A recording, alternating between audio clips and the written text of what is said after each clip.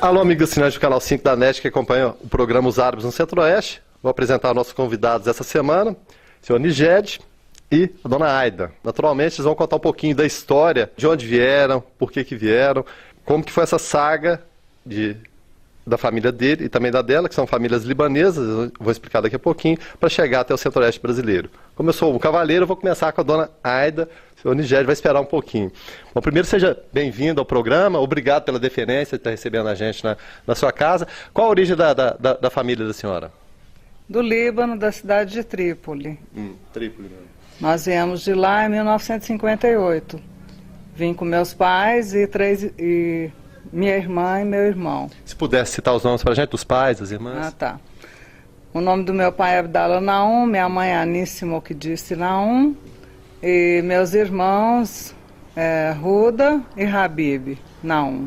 Bom, detalhe, a dona Ruda, para quem acompanha o programa, e o programa já está passando do primeiro ano já, foi uma das nossas entrevistadas também, foi uma anfitriã, foi uma entrevista divertida, né? Ela é uma pessoa divertida.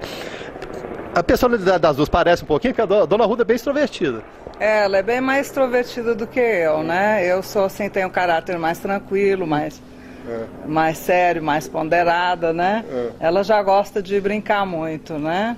E os outros dois irmãos meus nasceram aqui em Anápolis, o Rames e o Elias. Então são cidadãos anapolinos. Somos 5 irmãos, né? 3 nasceram no Líbano, eu e os meus 2 irmãos, Ruda e Habib, e Rames e Elias nasceram aqui na cidade de Anápolis. Tá certo. Daqui a pouquinho a gente continua um pouco essa apresentação, vamos apresentar nosso outro convidado.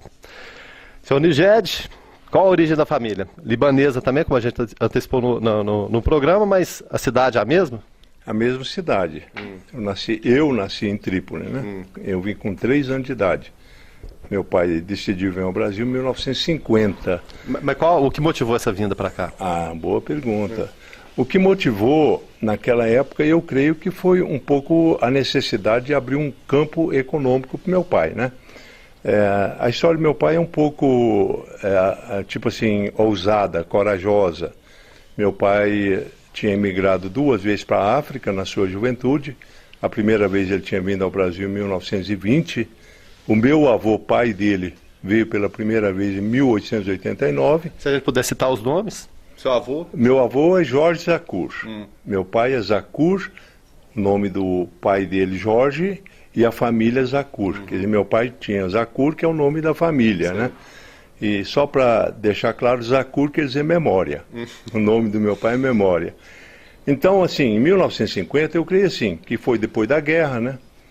E a situação pós-guerra naquela região foi muito sofrida, havia um estado de necessidade, talvez de pobreza, né? E isso trouxe meu pai ao Brasil. Por que Brasil? Porque o Brasil, na vida do meu pai, já tinha uma história, né? Desde 1920 que ele veio, né? Eu sei, e 1920, bom, coincidentemente são 2 períodos posteriores à guerra. A primeira vinda, 1920, logo depois do final da Segunda Guerra Mundial, 1918. A segunda vinda, 1950, 5 anos depois do final da Segunda Guerra. Teve a motivação seria a mesma? Por exemplo, em 1920 ele estaria vindo pelo mesmo motivo também, para olhar o campo, ver alguma coisa assim ou não? Não teve nada a ver a primeira vinda e a outra 30 anos depois? Tem a ver com o espírito do libanês de querer fazer, assim, uma vida econômica pessoal, né? E com certeza, todas as 2 guerras, tanto a primeira, aliás, a primeira, Guilherme, foi muito mais sofrida do que a segunda. Houve muito mais morte, mais fome. E uma guerra dura também, guerra de trincheira, né? Foi uma guerra em que morreram muito mais, eu acho que o dobro da Segunda Guerra Mundial.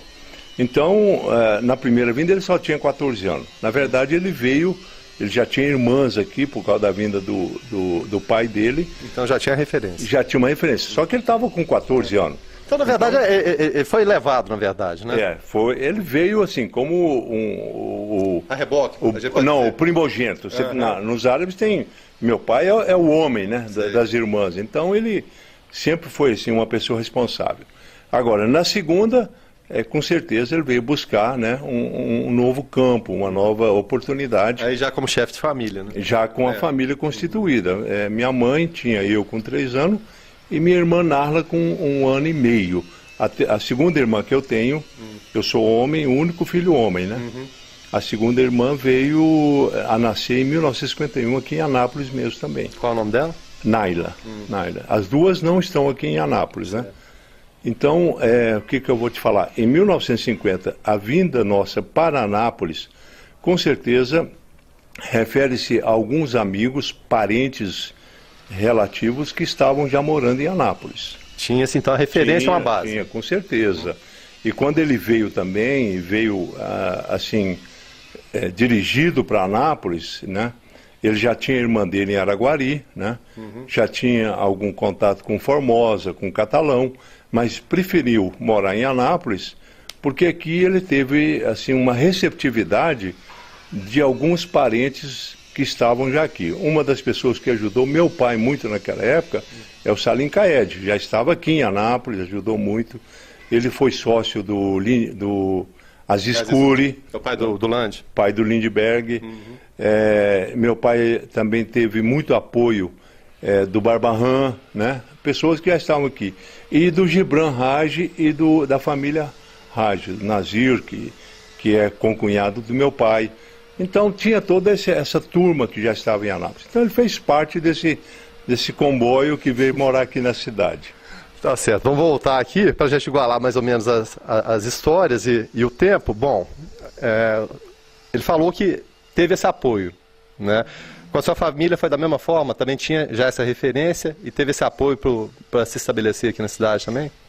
Foi da mesma forma também. Todos esses familiares que o Nigédio citou são também familiares nossos, né? E antes da gente vir para Anápolis, em 1958, que foi um período que começou a revolução no Líbano.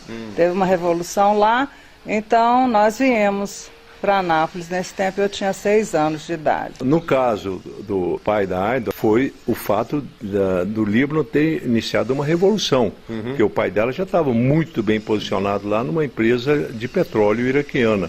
Ele tinha uma posição de liderança, mas devido à revolução ele sentiu mal e decidiu vir. Já tinha o irmão dele aqui, que era o Munir Naum, né? Então ele já veio para a família também.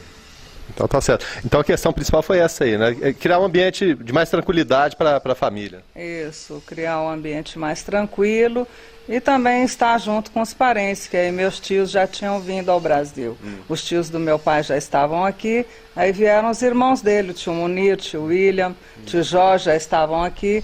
Então nós viemos então e depois os outros irmãos vieram também.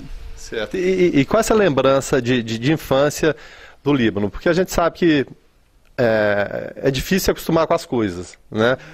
Mudar de emprego, mudar de residência, né? Toda e qualquer mudança, né, tá inerente da gente criar aquela primeira rejeição, depois se acostumar. Como que é sair de um país, muito embora pequeno, né? E vocês também, crianças na época, para vir para outro totalmente desconhecido? Dá aquele trauma de infância ou não se percebeu isso? Até que naquele período eu não percebi uma diferença muito grande, que quando a gente é criança é mais fácil da gente adaptar em qualquer ambiente, né? Eu sou fácil assim de adaptar também em qualquer cidade, qualquer país do mundo, né? Mas para os meus pais eu creio que foi mais difícil. Assim, o apoio eles tiveram porque a família já estava aqui, né? As irmãs da minha mãe já estavam aqui, irmão dela, os irmãos do meu pai. Minha avó, minha outra avó, então, minhas avós. E então sentiram-se em casa, assim, do lado familiar. Mas também, assim, para se adaptar no Brasil, eu acho que foi um pouco difícil, né? Porque a gente estava habituado no Líbano, e eles estudaram lá, casaram já tinha condição financeira estabelecida, que a primeira necessidade, como eu frisei, é o quê? Problema financeiro. Não era o caso. Então, sai da situação que está tranquila, né, pelo menos em termos econômicos, para outra que pode ser que venha a ser melhor, ou pode ser que venha a ser pior também. Né? Mas aí, com o tempo, eles se adaptaram bem, né? Fizeram muita amizade, meu pai já começou a trabalhar junto com os irmãos na Casa América. Certo. A família Naum, né? Tradicional Casa América, todos conhecem, não só em Anápolis, em Goiás, no Brasil todo. Vamos falar mais um pouquinho então da história do seu pai? Bom, do meu pai é isso, nós ficamos até 64, né? Eu era filho único e meu pai, em toda a sua história aqui, pelo que eu convivi, né? Eu, desde os 10 anos de idade, eu trabalhei com ele no armazém. Era casa Natal. Isso que eu ia perguntar. Então participava do dia a dia dos negócios. Eu, com 10 anos, já estava do lado dele, do balcão ali, né? Como bom filho, assim, que gostava, assim, preocupava em estar do lado do meu pai, e era filho único, homem, né?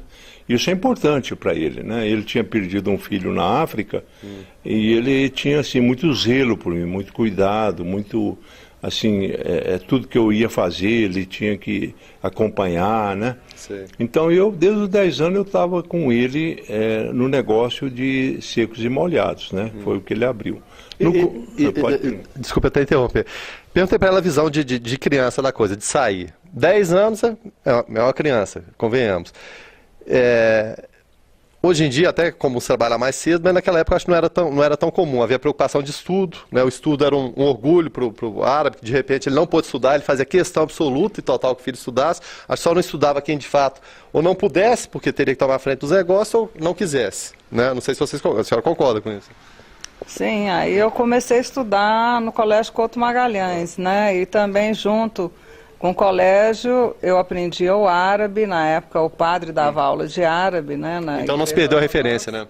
Isso, e também fiz aula de inglês, porque geralmente no Líbano a gente estuda 2 ou 3 línguas, né? Junto com a nossa língua, e foi indo. E foi dessa forma. Voltando aqui agora. Bom, era uma criança de trás do balcão. E a questão do estudo, como que ficava? Não, eu estudava. Na parte da manhã, o ônibus parava na porta de casa, era o Couto Magalhães também, e a gente ia todo dia de manhã. Meio-dia eu estava de volta. Aí do meio-dia em diante eu não estudava mais, ficava com meu pai no armazém, né? Então minhas notas não eram muito boas, não. Mas eu estudava, eu formei em admissão, formei em ginásio, né? Até o primeiro científico. O senhor Nigério está com uma foto aqui interessante. Ó. Esse aqui naturalmente deve ser o patriarca da Igreja Ortodoxa. Aqui esse evento aconteceu, se não me engano, foi um almoço no Palace Hotel, né? Hotel. Tradicional na época, né? Família Alves. Ali na Praça Bom Jesus. E aqui no centro você tem o patriarca, né? Não lembro o nome dele. E aí à esquerda meu pai, né? E à direita o então prefeito Jonas Duarte, né? Da época. Ao lado do Jonas? Ao lado do Jonas, o Halim Helou. E ao lado do meu pai, o seu cunhado, né? Nazir Haj, né? Que é pai do Nabil, também casado com minha tia, irmã da minha mãe. Aqui o Barbahan Helou, o Elias Mogdissi, que também é irmão da minha mãe, né? Meu tio. Salim Kaed, de trás você tem o Kasser Bitar, Salim Bitar, que é sobrinho do meu pai, né? E o Musa Bitar aqui na ponta, né? Seria o último da foto aqui. O último. E ao lado do Halim tem também o sobrinho do meu pai, Cícero Porto, né? Já falecido, né? Aqui mais à frente tem o padre da época, o padre José Holmes. E aqui bem na pontinha aqui o Dr. Jorge Salomão, que era o juiz de direito da cidade. Porque na época em Anápolis, assim, era um juiz de direito, né? Era o juiz de direito. Não sei se nessa época, assim, o poder judiciário era um juiz, né? Era referência, né? E o doutor Jorge Salomão também é primo do meu pai, entendeu? Então, são as pessoas dessa época. Eu guardei essa foto há muitos anos e é uma foto histórica, né? Eu achei que muito interessante, representando, assim, o movimento daquela época, né? E a maior parte dos que já estavam aqui em Anápolis, né? E é bom sempre a gente frisar, eu sempre falo, a elegância das pessoas na época, né? Todo mundo impecavelmente vestido. Eu vou até partir aqui para quem entende de moda, de fato, né? Dona Aida, não que o senhor não entenda, né? Mas ela deve entender mais um pouquinho. O pessoal vestia-se bem, né?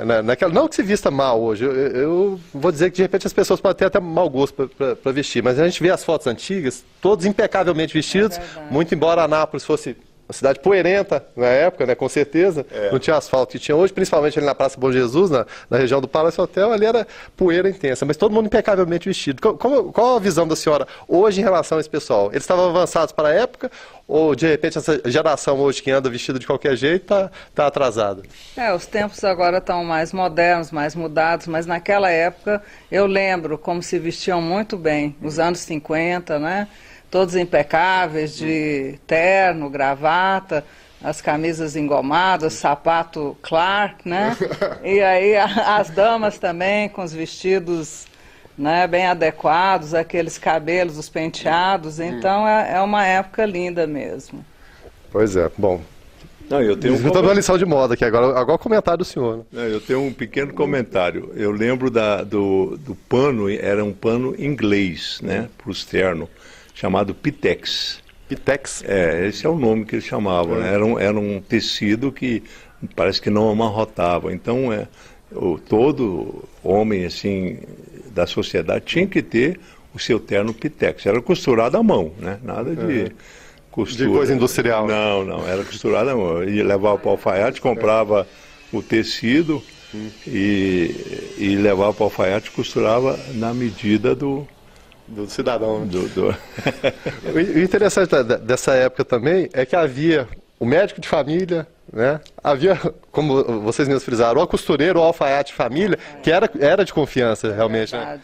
Muitas costureiras famosas aqui em Anápolis e tanto no Líbano também, quando a gente veio, né?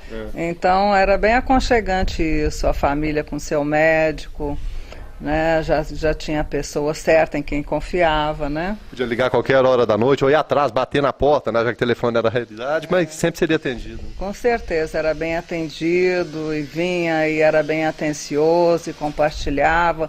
Muitas vezes quando não podia vir, vinha em casa, né? Atendia da melhor maneira. Era quase uma pessoa da família mesmo. Considerado como se fosse família mesmo. Tá certo. Bom, viajamos um pouquinho no tempo aqui. Tem mais uma foto que o senhor queira pegar ali? Parece uma outra aqui também que tá seu pai num destaque maior aí. Seria... tem essa foto aqui é do casamento de 1971 e eu e a Aida, nós casamos no Líbano. É uma história, né, já porque depois nós fomos, encontramos no Líbano e casamos lá, né?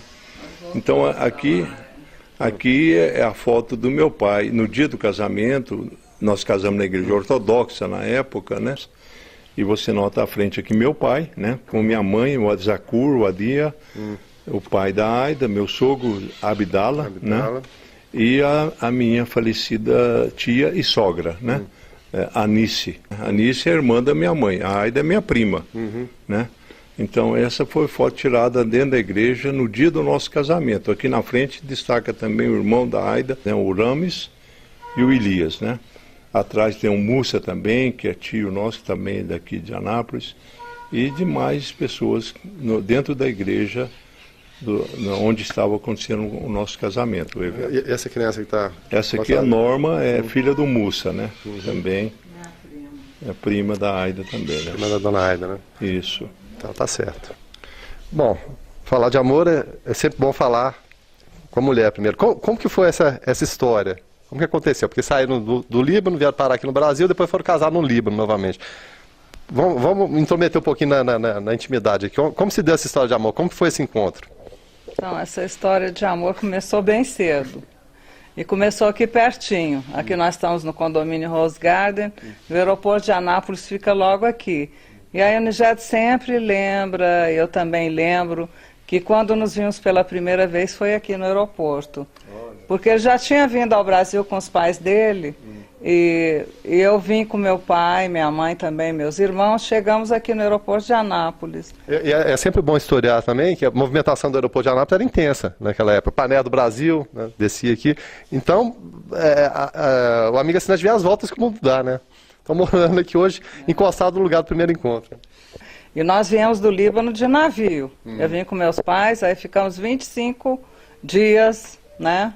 No navio, no mar, foi uma viagem maravilhosa. Chegamos no Porto de Santos e de lá viemos de avião até aqui, até Anápolis. O amigo não pode perceber que a câmera estava focalizada na dona Aida, que ele se emocionou na hora que ela citou a questão do aeroporto. E vem forte normalmente isso, no momento que ela falou? Tipo assim, é uma coisa um desejo que a gente sente, independente da idade, sabe, Guilherme? Isso é uma coisa interna, né? Uma convicção, né? Parece que eu vi, assim, ela descendo do avião, falei, eu vou casar com essa menina. Assim, do nada? Eu tinha 11 anos, e ela 6. 40 anos de casado. É impressionante, porque muita gente sempre fala, isso só acontece em novela, isso só acontece em filme. Só em história, né, em novela. Depois, em 64, a gente voltou para o Líbano, a minha família voltou e também a família do Nigéd voltou. Eles voltaram um pouco antes da gente. Até a volta, então, parece que foi programada. Parece que foi programada por Deus, né, em 1964. As duas famílias voltaram, né, então eu fui estudar lá, ele também estudou. E depois, antes de 1969, nós começamos a namorar, não é, Nigéd? Namoramos, né? E aí, em 1971, a gente casou, lá no Líbano. Por que essa saída especificamente no ano de 1964? Olha, meu pai notou que eu, como um filho que ele tinha muito zelo, ele notou que se eu continuasse aqui no Brasil, eu ia ir pelo caminho de comerciante, de tocar negócios, de armazém, como ele era. E meu pai tinha um desejo que eu me formasse para médico, entendeu? É aquilo que a gente falou, a vontade, a oportunidade, de repente, ele não teve, mas querer que o filho tenha, né? Talvez, Guilherme, porque ele não teve. Né? Meu pai nunca estudou. Meu pai fez 3 anos de primário. Se você vê a letra dele, eu tenho letra dele aqui, parece de um PhD. Mas nunca frequentou, a não ser até o 3º ano primário no Líbano. Foi o básico do básico, né? Mas um homem sábio, um homem vivido. E ele queria, para mim, uma profissão que não fosse do comércio. Por mais que o comércio desse dinheiro, ele queria uma formação superior. Olha, você precisava ter conhecido meu pai, e eu peguei muito dele. O dinheiro é bom, é necessário, faz parte, mas os valores que meu pai procurava eram valores humanos, né? Ele achava que eu, sendo médico, eu poderia ser muito mais útil à sociedade do que um comerciante. E isso era muito importante para ele. E o ano de 64, um ano conturbado no Brasil, ano que foi deflagrada a Revolução. Teve alguma coisa a ver? Tem tudo a ver, porque aí foi a oportunidade que meu pai já vendo, que não que a gente nunca acreditou no Brasil, pelo contrário, mas meu pai pegou o gancho, né? Quer dizer, uma época imprevisível. A história, Brasília começou inaugurada em 60. Na verdade, a maior parte da riqueza que nós conseguimos, em Anápolis conseguiu, foi com a construção de Brasília. Juscelino assinou o decreto da Fundação de Brasília em 56 aqui. Então, o que acontece? De repente, em 64, já havia aquele, não, vamos voltar para o Rio de Janeiro. Então, houve um período de muita, assim, o futuro não estava bem claro, incerto. Então, foram as duas coisas, né? Aí meu pai aproveitou e falou, não, vamos, que aí você vai estudar medicina. Mas frustrou-se. Mas é isso que eu fico pensando, porque vem, né, tem a dificuldade, se estabelece, não sei se bem ou mal, mas a coisa deveria estar caminhando bem, razoavelmente bem.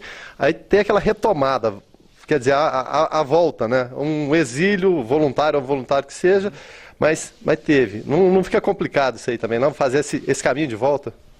É complicadíssimo no primeiro momento. No segundo momento, é uma escola, você aprende. Por exemplo, eu aprendi o inglês, eu aprendi o árabe, né? Foi uma experiência para mim. Então, um estudo. E além de ter estudado numa universidade americana, que é um nível internacional. A gente acaba indo e voltando sempre, até tomando gosto não, mas eu digo assim, acostumando, que de repente a vida dá umas viradas dessa, né? Vai ficando, como se diz popularmente, com couro grosso, né? Você acaba se acostumando. Nós, por exemplo, quando chegamos em 74 aqui, de volta, né? Eu e a Aida, depois de casado, que eu me formei em administração de empresa, eu estava trabalhando numa firma de auditoria externa no Líbano, uma firma americana e uma firma inglesa. Mas o meu salário não era compatível com minha despesa lá. A vida em Beirute era muito cara. Para quem não acompanhou o primeiro e o segundo bloco, coisa que eu duvido, e o gancho que ficou do segundo para o terceiro bloco foi o ano de 74. Né? A questão de sobreviver mesmo, né? Como alcançar Não só o sucesso profissional, mas a subsistência e a criação da família, a constituição da família. Como se deu esse momento na vida de vocês? É mais uma virada, né? Uma virada que mexe muito com a cabeça. Eu lembro que em 74, quando nós decidimos voltar de novo e restabelecer toda uma nova vida, e foi Brasília, a cidade que nós optamos, né? Nós largamos lá e amigos nossos falaram, ué, vocês estão fugindo da guerra? E impressionante, é para rir mesmo, uma coisa interessante. 6 meses depois começou uma revolução no Líbano, depois que nós largamos. Então foi a antevisão do que aconteceu. Não dá para entender, mas de qualquer maneira nós viemos. E por que a opção imediata por Brasília? Ah, sim, essa é uma boa pergunta. Por Brasília, porque, assim, na minha visão, na minha concepção, no meu entendimento, e até porque eu já tinha me formado e especializado em contabilidade e auditoria, eu queria, assim, um campo maior, uma metrópole, né? Quem sabe eu poderia desenvolver, né, minha profissão, minha vocação. E a questão da medicina, onde parou nessa história? Ah, medicina, meu irmãozinho, ai... Foi só eu vir ali, entrar no centro médico, no primeiro ano de medicina que eu estava fazendo em Beirute, e fui ver o sangue na minha frente, e quase desmaiei. Cheguei e falei, papai, eu não sirvo para isso. E meu pai caiu assim, falou, meu filho, mas é isso que eu quero. E foi uma decepção, meu irmão. Vou partir um pouquinho aqui para o lado da dona Aida. A questão familiar sempre pesa muito, né? A questão de filhos, ter filhos, né? Criar os filhos. E pegando até um parâmetro entre a época que vocês viveram e os dias de hoje, uma pergunta recorrente minha nos programas é a seguinte: era mais fácil se viver e se criar filhos naquela época, muito embora às vezes com dificuldade de locomoção, dificuldade de transporte, comida mais difícil, ou seja, tudo mais difícil do que hoje em dia? Hoje em dia é mais fácil ou é mais difícil criar filho? Eu creio que hoje é mais difícil, né? Naquela época nossa era mais tranquilo, né? Apesar das dificuldades todas que eu enumerei aqui, a família muito mais numerosa, de repente o recurso financeiro não era tanto, apesar disso tudo, era mais fácil naquela época? Eu creio que era mais fácil, sim. Só a nossa mais velha que nasceu no Líbano, né? A Lara, e os outros 2 nasceram em Brasília. Outros 3, desculpa. Porque temos a caçula, a Anice, né? E o Nigéd Júnior, a Daniela e a Anice nasceram em Brasília. Então, sem dúvida nenhuma, naquela época era muito mais fácil que hoje em dia. Era mais fácil, a gente tinha família ao redor, tinha, né, os pais, familiares, né? Tinha pessoas que você podia confiar para deixar os filhos, né? Então eu creio que era mais fácil, pessoas de confiança, né? Tinha muita gente, a gente podia depender, né? De cunhada ou de irmã, né? De mãe, né? E todo mundo sabe como é importante o apoio da família nessas horas. É muito importante, é essencial o apoio da família, é muito mesmo. Nosso convidado, ele viu o sangue, falou, papai, não é isso que eu quero, não tem jeito. Foram se estabelecer em Brasília. Brasília, então, com 14 anos, ainda jovem, né? Cheio de oportunidades. Aí veio surgir uma oportunidade, né? Nós arrendamos um prédio do meu tio, do meu primo, que era de hotel. E arrendamos esse estabelecimento, reformamos, mobiliamos e comecei uma atividade totalmente nova para mim, né? Hotelaria. E meu irmãozinho, eu vou te falar uma coisa, o negócio começou a render, né? De repente, eu que queria só aquilo suficiente para... Chegamos a morar 6 meses dentro do hotel, né, por falta de recursos, e tinha que pagar ainda toda a reforma da mobília e dos cristais ali do hotel. Eu sei que a coisa rendeu, e de repente estava sobrando dinheiro, glória a Deus. E isso, irmão, é uma surpresa agradável, né? De repente vimos a plenitude, a abundância na nossa vida, e não parou. Então, eu fiquei admirado, surpreso com nossos filhos aí nascendo ali. E assim, foi uma coisa... O sonho está se realizando, né? Não era... Na verdade, eu nunca tive, assim, aquele sonho de me tornar milionário. Eu, pessoalmente, nunca tive, né? Nem a Aida. Nós não temos essa visão, assim, né? Mas é confortável. É confortável você saber que você está bem, está tranquilo, que não te falta nada, né? Mas a coisa cresceu bastante. Eu fui para a área do mercado imobiliário, né? E a coisa cresceu mais ainda. E de repente eu comecei a sonhar muito alto, né? Mas, irmão, outro impacto na minha vida foi a morte do meu pai. Que ano se deu? Em 1988. Aí eu parei. Falei, não. Eu não quero esse caminho. E fui seguir outro caminho. Falei, não, eu vou fazer aquilo que meu pai sempre quis que eu fizesse. Que eu fosse útil para a sociedade. E sabe onde eu descobri isso? Na política. Por incrível que pareça. Por incrível que pareça. O pessoal pode falar mal de política. O pessoal pode estar magoado com política. Mas eu vejo política como uma necessidade primordial nessa nação nossa. E vejo assim, e passei 2 anos e meio na Câmara como deputado distrital. Que ano que foi? De 2000 a 2002. 2 anos e meio, exatamente. Consegui, pode ser que não fiz nada, porque você tem que fazer muita aliança ali, que não é do meu feitio. Mas fiz lei ali que até hoje eu quero que execute no Distrito Federal. São revolucionárias. Política você pode fazer muito quando você quer fazer. Me senti bem. Hoje, Guilherme, sabe, eu continuo político, sou político. Desculpe se alguém se ofenda com isso, sabe? Eu já não me ofendo, porque eu acho que é o melhor caminho que um ser humano pode se sacrificar para o bem. E essa nação merece. Nós, como libaneses, todos aqui do Centro-Oeste, tem muito que agradecer por essa nação. E eu te digo uma coisa ainda, essa nação ainda nem começou. Nem começou. A prosperidade que está pela frente, rapaz, está começando agora, entende?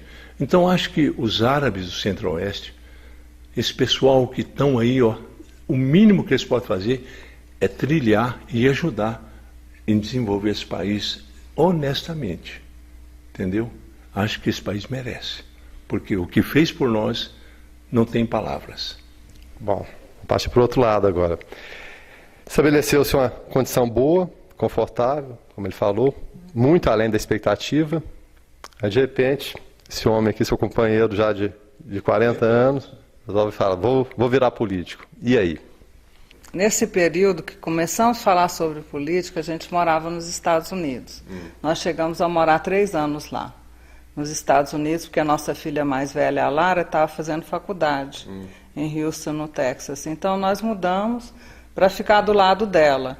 E então, a gente estava gostando daquele período de morar nos Estados Unidos. Aí o Nigédio sentiu no coração, falou assim, Aida, eu sinto que nós temos um chamado de Deus para voltar para o Brasil. E que esse chamado seria também político. Né? Porque também tem no nosso coração a parte de evangelismo, de evangelização, que a gente ama muito. Então, nós sentimos que esse chamado seria para isso no Brasil, para evangelismo e política ao mesmo lado. E a política, assim, do jeito que a gente vê, a política é para ser uma coisa bonita, zelosa, porque é um relacionamento e um zelo que você tem pelo próximo. De cuidar do interesse do próximo. Isso, de cuidar do interesse do próximo, né, de cada indivíduo. Então, e a gente tem esse amor, nós voltamos para cá por isso, e a gente tem esse amor pelo Brasil. A gente considera que tem 2 países, o Líbano e o Brasil, como pátrias mães, né? Tá certo, voltando. Sr. Nigédio, como conciliar, então, política e religião? Porque todo mundo fala daquele tripé, futebol, política, religião, a divergência, mas como conciliar as 2 coisas de uma forma que fique bacana, uma forma que fique decente? Não vou falar nem lado religioso, porque a acepção da palavra religião é o quê? Decência e cuidar do próximo. Mas como juntar isso aí com a política, que na visão que infelizmente muitos políticos vem dando mau exemplo aí, está desgastada. A palavra política já está desgastada. Você quer falar política, a pessoa, não, vamos falar de outra coisa, mas não disso. Mas como conjugar, então, política e religião? Dentro do conceito da prática, são irreconciliáveis do que se pratica hoje. Não tem como. A única maneira que eu vejo é um trabalho formiguinha. O que seria esse trabalho? É tipo assim, mostrar para as pessoas que o que se pratica não é a verdade. Entendeu? O que você está vendo hoje não é a política verdadeira. Porque a política verdadeira nada mais é do que zelar pelo bem público e pelo bem comum. Entendeu? É uma responsabilidade eclesiástica, em primeiro lugar. Entendeu? Você não precisa ser nem pastor, nem padre, homem religioso, para ser político. Mas você precisa ter o zelo de que o teu próximo realmente tem que ser respeitado. Entende? Então, dentro da prática de hoje, não tem como. Então, o trabalho formiguinha é você, gente, vamos realizar. Olha, nós precisamos de homens corajosos, homens que tenham a personalidade e a coragem de falar, não, olha, eu me sacrifico, e que não tenham nenhum interesse, isso é difícil, nenhum interesse de ir para a política para se dar bem. Você não acha, então não é fácil. A palavra certa é espinhoso. Nós agora decidimos, permita eu falar isso, nós decidimos fazer um partido novo. Que partido seria esse? Esse partido já vem com doutorado, PhD. A verdade é que nós estamos visualizando que há possibilidade, por mais impossível que pareça, porque eu creio que no Brasil todo tem gente que pode se sacrificar. Não é possível que todo mundo, eu vou para a política porque eu quero me dar bem. Eu não creio que o ser humano seja assim. Eu não creio que a maioria da nação seja assim. Falta orientação, Olha, nas igrejas, ninguém ensina política na igreja. Entende? Por quê? Não vão tocar nesse assunto. Quer dizer, se você deixa a política do lado, ela também vai te deixar. Entende? Então é um assunto polêmico, é um assunto espinhoso, é sacrificial, não se faz de uma hora para outra, mas a vantagem de fazer um partido novo é que você está começando do zero. Mas é um trabalho de quanto tempo já? Nós começamos só 2 meses, essa formação desse partido. O novo partido é 2 meses. Pessoas que puderem contactar, pessoas interessadas, me ligue para casa, por favor, e eu vou receber meu telefone. É Niged 3321 10 60 62. Nós estamos aqui em Anápolis por enquanto, estamos indo para Brasília sempre, o partido está sendo formado em 14 estados, mas eu preciso de pessoas que queiram participar conosco. Se você sentir no seu coração, se você tem alguém que, em algum lugar, que você fala, não, eu gostaria que você conhecesse, por favor, me liga. Tá certo. Então, e por falar em participação, eu queria agradecer a participação do casal. Uma mensagem da senhora para a gente finalizar. Muito obrigada, Guilherme, foi muito bom. E passou rápido, passou? Passou rápido demais, a gente nem sente. Poderia ficar aqui mais 30 minutos, 40 minutos, né? Foi muito bom, valeu a pena, foi bom mesmo. Então tá certo. Niged, mais uma vez, muito obrigado pela referência de estar recebendo a gente aqui na sua casa. Eu que agradeço. Obrigado pela oportunidade e que Deus abençoe todos vocês. Amém. Bom, amigo assinante, este foi mais um programa Os Árvores no Centro-Oeste, que está completando mais de 1 ano já. São entrevistas sempre agradáveis, com pessoas interessantes, que contam um pouquinho da história da imigração, dessa gente tão forte, tão valorosa, que contribuiu tanto para o desenvolvimento não só de Anápolis, de Goiás e também de todo o Brasil. Mais uma vez, muito obrigado, amigo assinante, e até logo mais. Que Deus abençoe todo mundo, todos os países do mundo, principalmente essa terra aqui. É que nós chamamos de árabe, libanês, sírios, jordanianos, palestinos, egípcios, tunisianos, todo mundo, líbios, que estão aqui no Brasil, transmite só as coisas boas. E tem muita coisa boa que nós podemos deixar aqui nessa terra, transmitir para nossos filhos, para nossos parentes, para nossos amigos, que em retribuição do que esse país deu para nós. Muito obrigado.